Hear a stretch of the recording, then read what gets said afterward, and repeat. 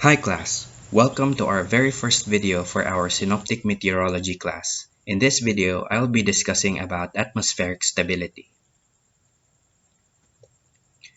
When we are talking about atmospheric stability, we are actually talking about a condition of equilibrium. In this diagram, I'm showing you we have rock A and rock B. So first, we have rock A.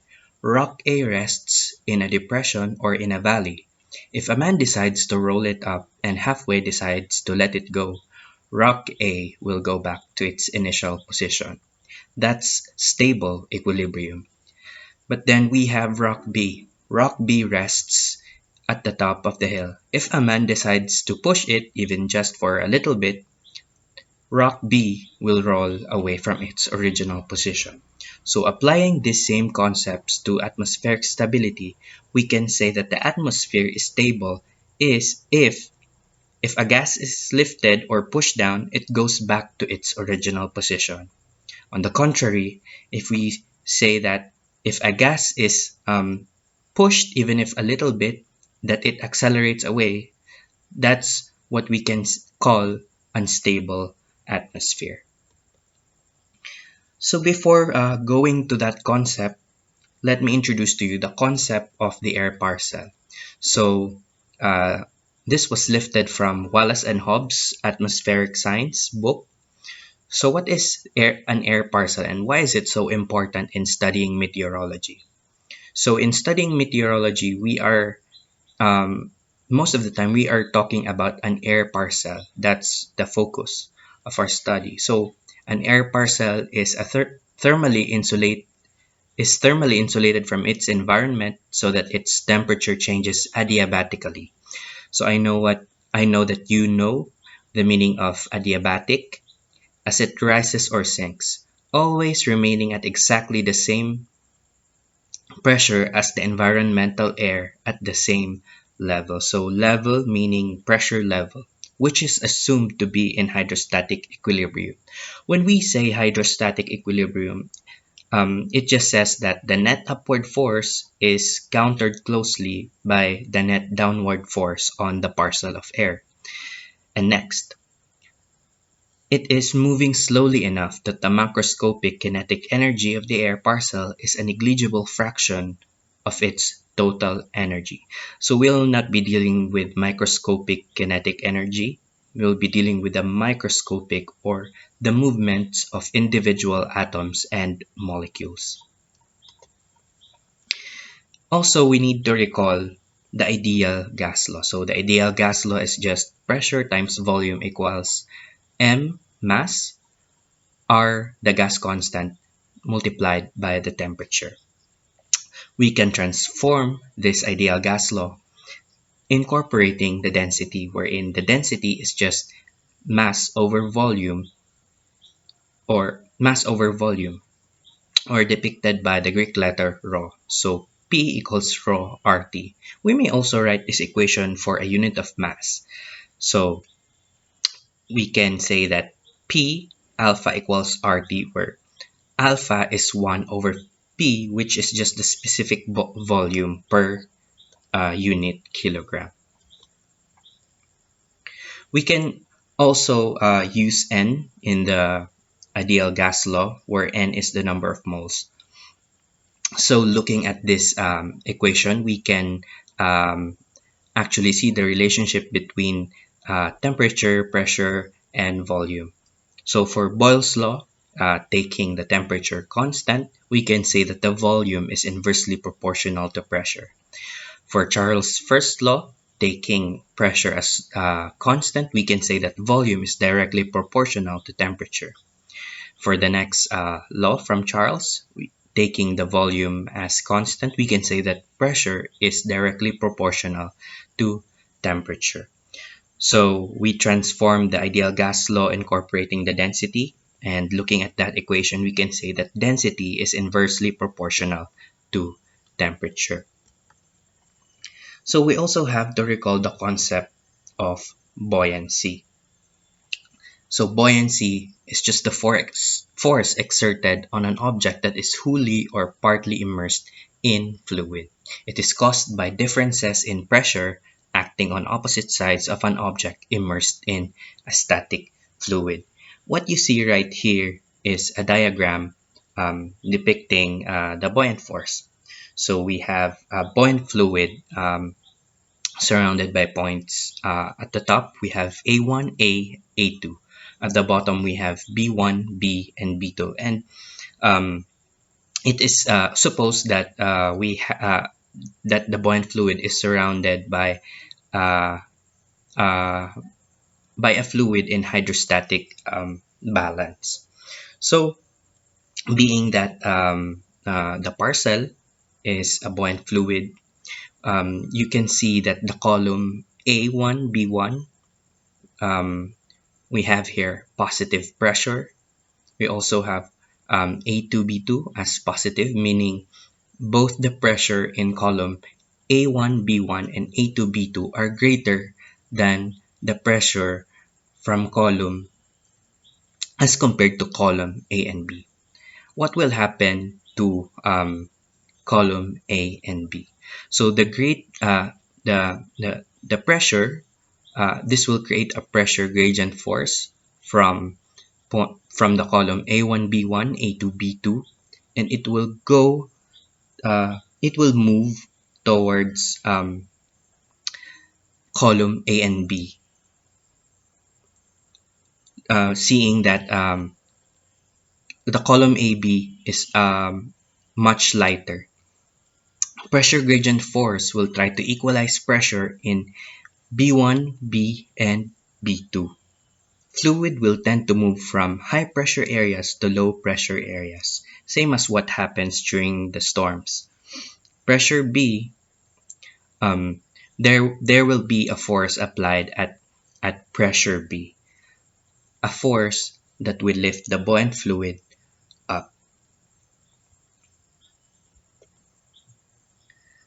So having that concept of buoyancy, we can calculate for the net upward force acting on the parcel. So here is a diagram again of a parcel with density rho prime and temperature T prime. We also have the environmental or the surrounding fluid or the surrounding air with density rho and temperature T. So the force acting downward, um, we have rho prime G multiplied by gravity, and the force pulling it up or pushing it up is density multiplied by gravity, and Z as the height of the parcel. So simply mass per unit volume of the air parcel is rho prime density.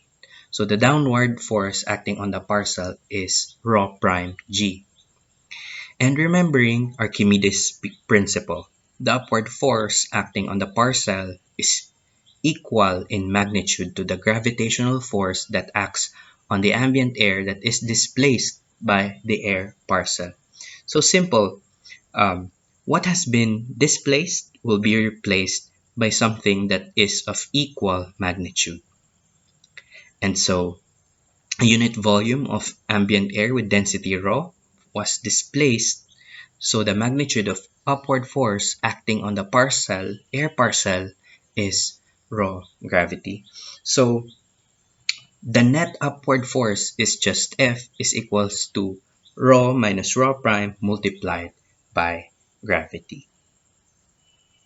So how about upward acceleration, knowing the concept of buoyancy? So I'm showing to you two equations from two books. So the first equation, B equals negative G minus density of the parcel minus density of the environmental air over the density of the parcel. So this equation is actually from Marshall and Plum. And the next equation is just F over rho prime equals to the parcel of, density of the environment minus the density of the parcel over the density of the parcel, all that multiplied by gravity. So if the density of the parcel is less than the density of the environment, then the parcel is said to be positively buoyant, and that means it rises. On the contrary, if the density of the parcel is greater or more dense than the environment, then the parcel is negatively buoyant and it sinks. If you look into the units in the equations given, you will um, you will see that it's Newton per kilogram. Further simplification, you will get meter per second squared. So that's the unit for upward acceleration. The buoyancy of the parcel just depends on the difference between its density and that of the environment. So always remember that.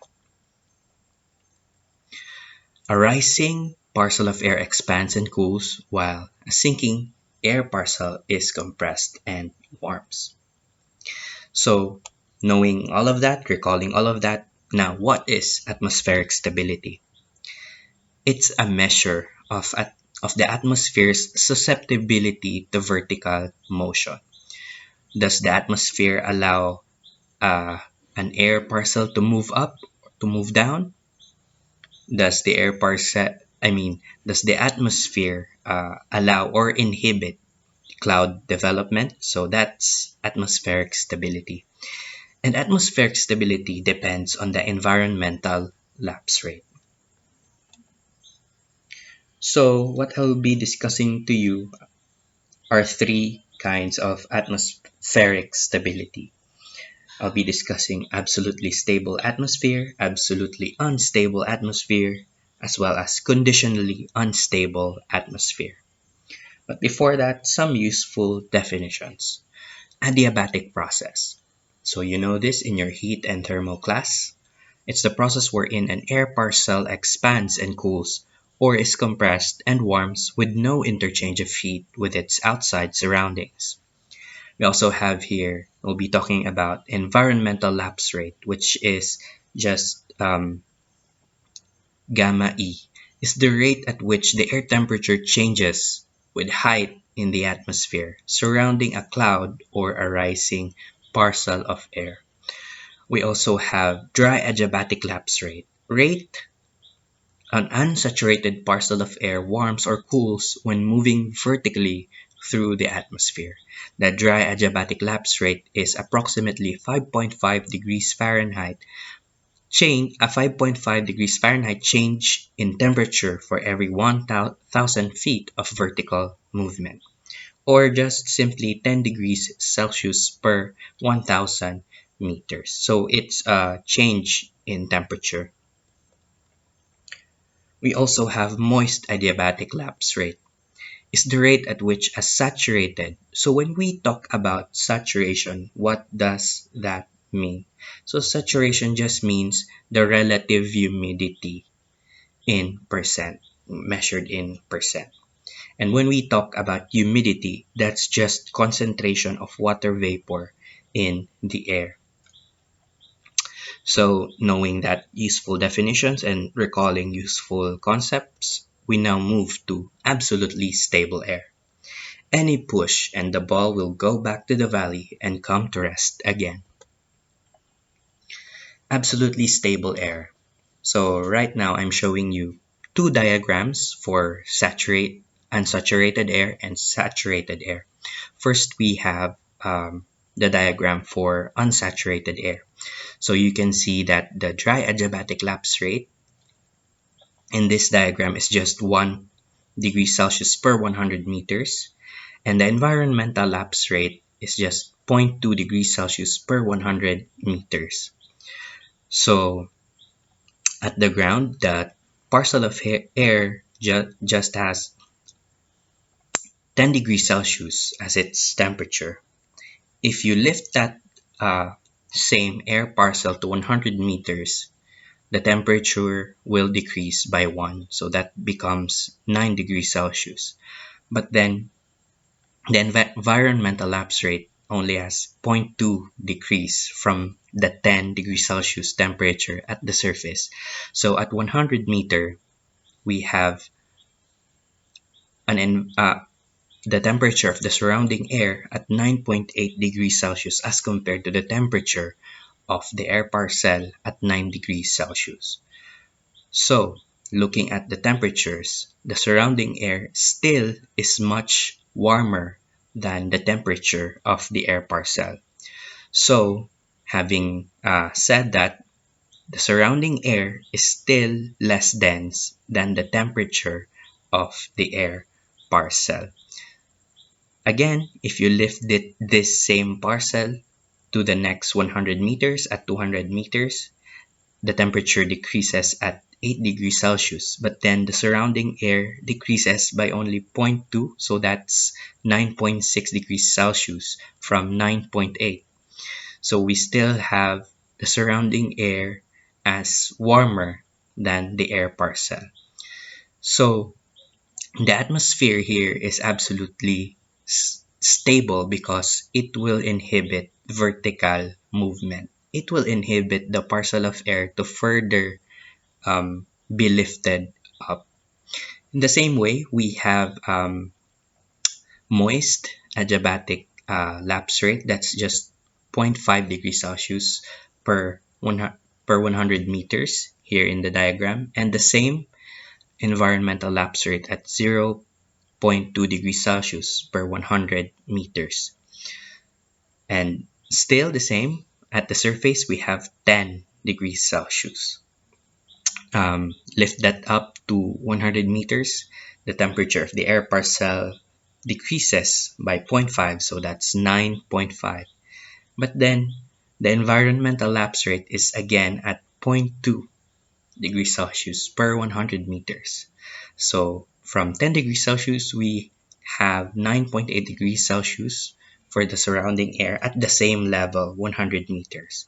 And still, the surrounding air is much warmer than the temperature of the air parcel. And the surrounding air being less dense will inhibit vertical motion of the air parcel. So we can say that it's actually stable.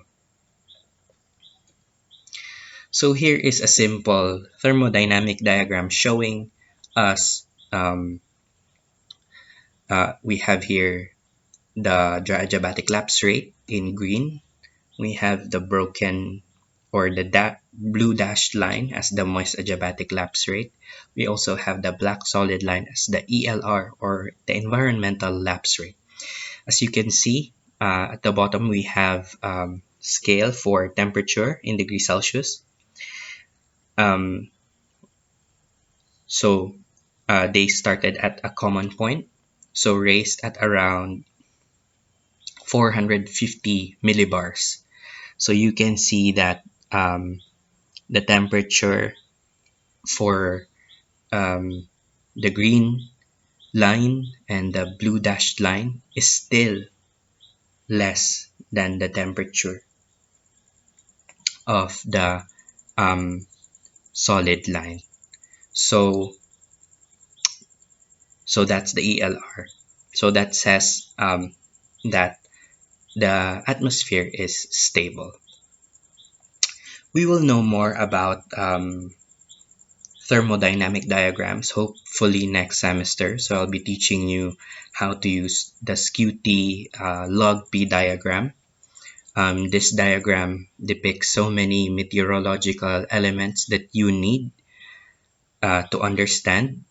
So depicted here are, for example, we have isobars, we also have isotherms, we also have dry adiabatic lapse rate, moist adiabatic lapse rate, mixing ratio lines, we also have wind staffs, we also have thickness there. So you will use this thermodynamic diagram when you are interpreting upper air data. So hopefully you'll be able to tackle that next semester. So the data that we'll be analyzing are actually coming from acquired upper data through radiosonde or pilot balloons. If you've seen one in real life, So hopefully also one day you'd be able to witness an actual pilot balloon and how a meteorologist acquire air data through radioson or Rawenson. So further, atmosphere is stable when the environmental lapse rate is small. It stabilizes as surface air cools down. So that means that surface air is cooler than the air at the upper atmosphere. Subsidence inversion forms by slow sinking of air. Also, this leads to formation of fogs when inversion is close to the surface. On a typical day, the most stable is during the early morning around sunrise. On a typical day, the atmosphere tends to become more stable as the air aloft becomes warmer. So this is in the morning. So in the diagram A, you can see that the environmental lapse rate is just 6 degrees Celsius per 1,000 meters. But then the top of the atmosphere during the morning is the one heated first before the surface. So it becomes warmer first than the surface. So the environmental lapse rate decreases to 2 degrees Celsius per 1,000 meters. And so that becomes somehow a lid that stops any air parcel to be lifted up and produce clouds. So, what causes the cooling of the surface air?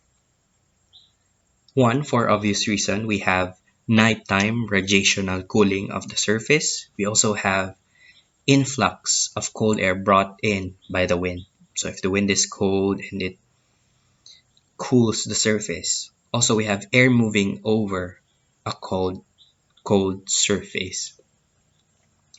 So talking more about inversions, we have here radiation inversion. So that's what we talked about with this diagram. So the top of the atmosphere warms first, then the surface. So there's that inversion caused by nighttime cooling of the surface air. We also have frontal inversion. So we'll talk in depth about fronts in another video, hopefully. You can see here two fronts, warm and cold. So that creates an inversion in the atmosphere. We also have subsidence inversion. So subsidence just means air sinking. So knowing that, let's move forward to absolutely unstable air. The slightest nudge sends the ball accelerating away.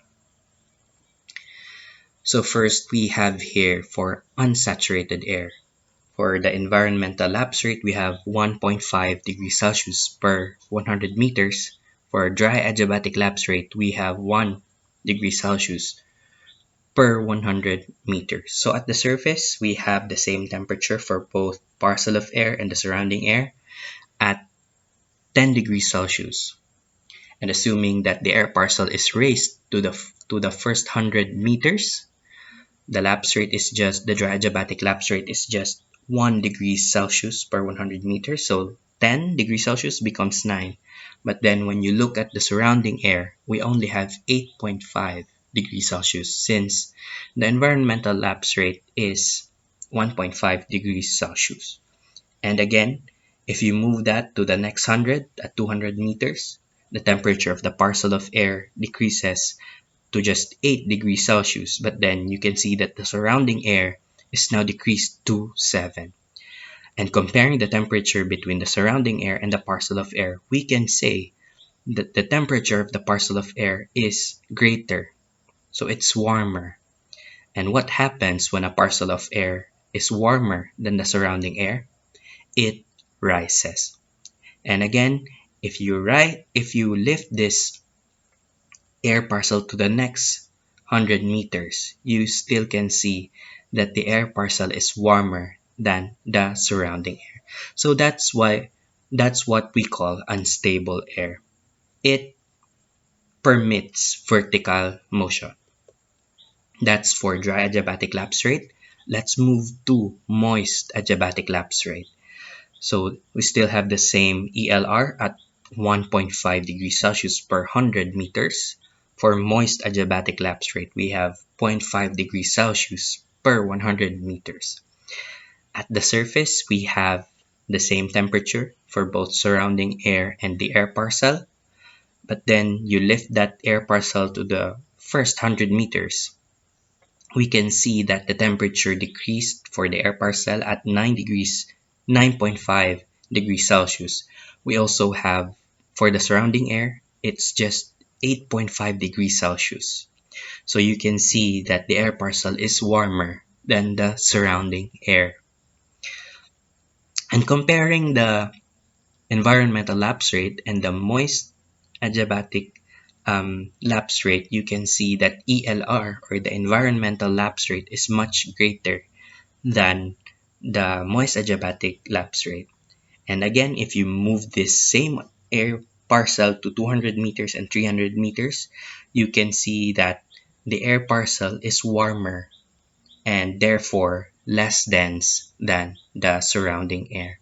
So when an air parcel rises, it will reach a point wherein it will now start to produce clouds. And clouds may bring thunderstorms, um, precipitation as well.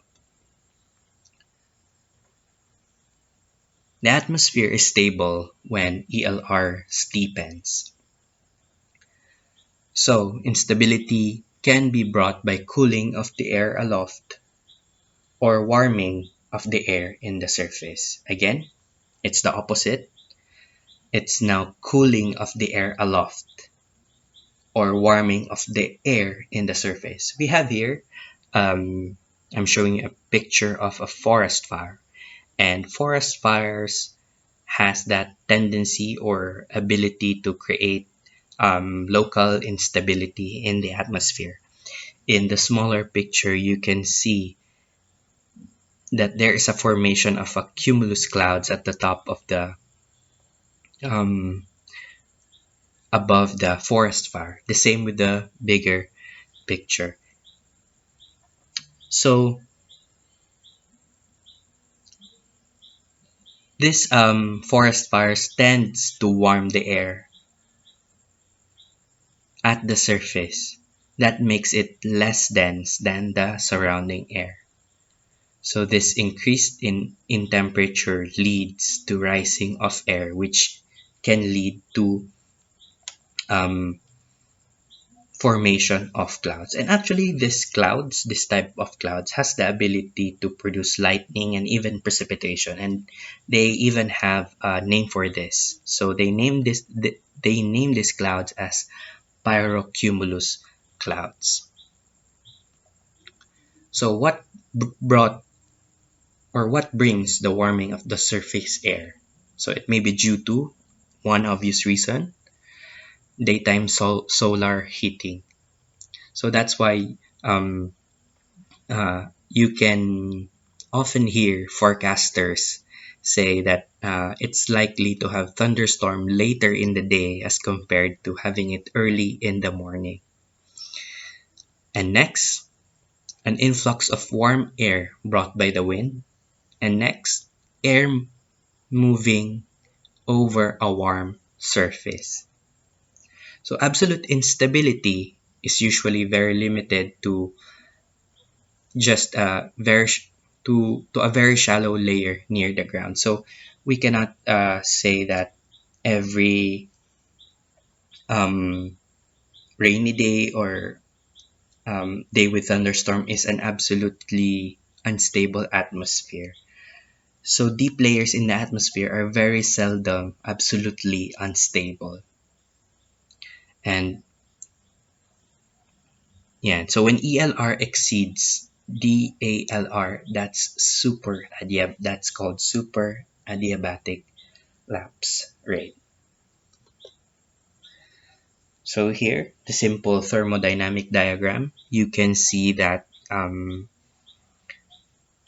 raised to around 450 millibar, you can see that the ELR is much colder. So that makes the atmosphere promotes vertical motion of air parcel. So knowing that, we now move to conditionally unstable air. If the ball is pushed high enough, it will go over the hump and accelerate away. Otherwise, it comes back to rest. So, conditionally unstable air. So if it's not absolutely stable, and again, if it's not absolutely unstable, it may be conditionally unstable. So what does this mean? So again, we have dry adiabatic lapse rate for unsaturated at 1.0 degrees Celsius per 100 meters. And for both diagrams, we just have the same environmental lapse rate at 0.7 degrees Celsius per 100 meters. You can see that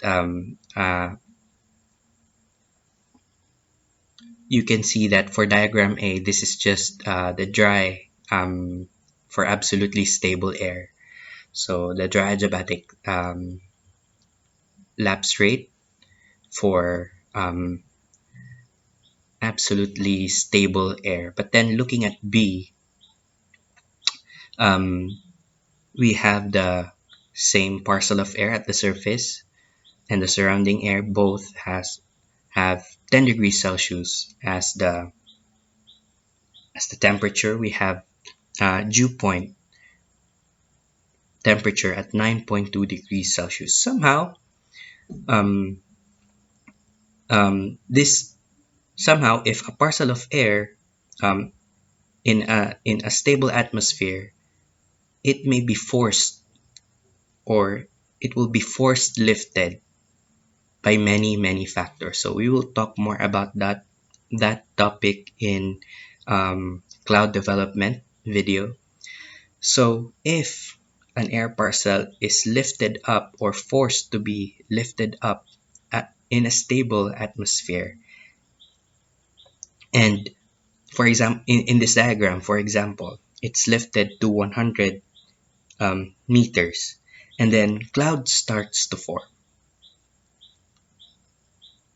wherein the temperature is now equal to the dew point temperature at 9 degrees Celsius. That's where cloud starts to form. When you compare the temperature to the temperature of the air parcel to the surrounding air, you can see that the air is still much warmer than the temperature of the parcel. But then in this condition, in this situation, the air parcel is forced lifted. It can be through orographic lifting. It can be through many geographical factors and all. And at first, we discussed that the air parcel was lifted up, and it cools at the dry adiabatic lapse rate at 1 degree Celsius per 100 meters. But then it produced cloud at that level. So at that level, it now moves at the saturated um, super adiabatic lapse rate. So at 9, we now use the moist adiabatic lapse rate. So that's just 0.5, since it's now saturated and there is now condensation. So 9 moved to lifted, force lifted to the next 100 meters at 200 meters, we now have 8.5 degrees Celsius as compared to the surrounding air at 8.6,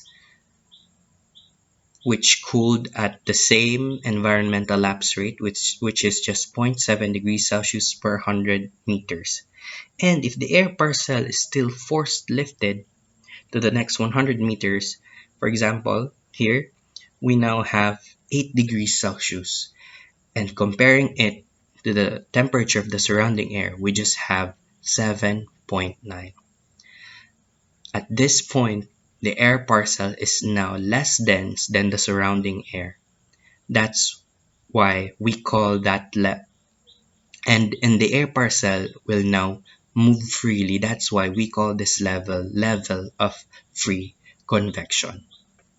So conditional instability means if unsaturated stable air is somehow lifted to a level where it becomes saturated, instability may result. So in the diagram, we have LCL. So that's the level where the clouds starts to form. It's the cloud base. And LFC, level of free convection, the level at which air becomes less dense or warmer than its surrounding. So it will move on its own without that external forcing, since it's less dense than the surrounding air. So in this thermodynamic diagram, you can see that now the environmental lapse rate is now in between the green solid line of the dry adiabatic lapse rate and the blue dashed line of the moist adiabatic lapse rate. So, saying that the atmospheric stability depends on the environmental lapse rate. So, what makes the environmental lapse rate? And so, the environmental lapse rate is extremely variable in space and time, but then it is influenced by three factors. Number one, near surface heating or cooling, as we've discussed, the daytime and the nighttime cooling and heating. Also have differential temperature advection, warm air blowing over a cold surface, or the opposite. We also have air mass replacement. So for example, we have surface heating and cooling. So the environmental lapse rate in the lower atmosphere changes with daytime heating and nighttime cooling. So nighttime cooling, it makes the atmosphere more stable. So daytime heating, it makes the atmosphere less stable. So you can see that the temperature profile for 10 a.m. that's at 25 degrees Celsius. That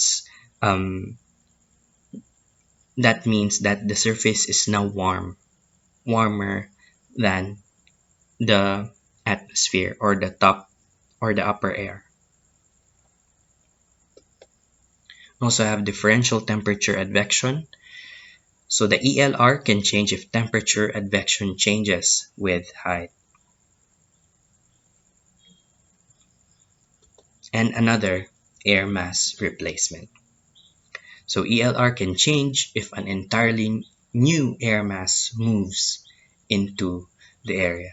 So we'll be talking about air masses more on as we go further in synoptic meteorology.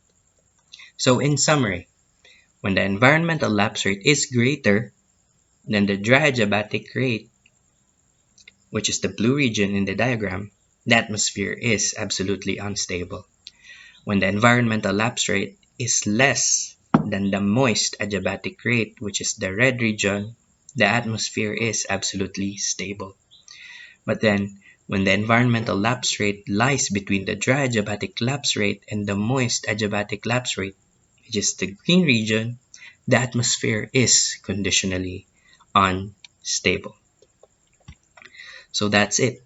Hopefully you were able to get valuable lessons with regards to atmospheric stability.